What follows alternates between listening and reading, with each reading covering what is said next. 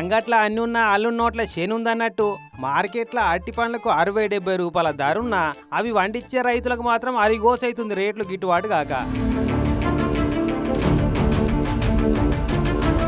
చూడు అనంతపురం రైతుల కథ ఎట్లుందో, పండించిన పంటను కోసి ట్రాక్టర్లలో నింపుకొని మార్కెట్కి పట్టకపోతే అడ్డికి పావుచేరు అన్నట్టు టన్నుకు 1000 రూపాయలకు అడుగుతున్నారట బేరగాళ్ళు. టన్నుకు 1000 రూపాయలు అంటే కిలోకు రూపాయలు లెక్క పడుతుంది అన్నట్టు. అంతకుముందు 28,000 రూపాయల లెక్క టన్నుకు ధర వలికిందట. నిన్న ఇవాళ కొనేటోళ్ళు లేక దారుణంగా పడిపోయిందట రేటు. అయిన దానికి అంగట్లకు పట్టకపోవడం ఎందుకని ఆయన కోసిపెట్టిన గెలలను రోడ్ల పండి వారవోసిపోతున్నారు ఇట్లా. పారవోసిన కాయలను గొర్రెలు బర్రెలు తిన్నకాడికి తింటున్నాయి. ఇంకొందరైతే పొలంలో గెలలేసిన చెట్లను అట్లనే డోజర్లు పెట్టి దున్నిస్తున్నారు కోపంతో. అనంతపురం జిల్లా తాడిపత్రి, నార్పల, పుట్లూరు, యాడికి మండలాలన్నింటిలో కలిపి అటు ఇటు 38,000 ఎకరాలలో అరటి పండ్ల పరిస్థితికి ఇట్లుంది.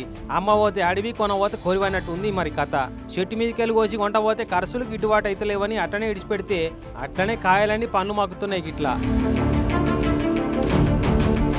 కానీ ఓ పారి టమాటాలు, ఇంకో పారి ఉల్లిగడ్డలు, మళ్ళో పారి మామిడి పండ్లు, ఇప్పుడేమో అరటి పండ్లు. జర్రంత పంట ఎక్కువ వండితే పాతాళానికి పడిపోతున్నాయి రైతుల బతుకులు.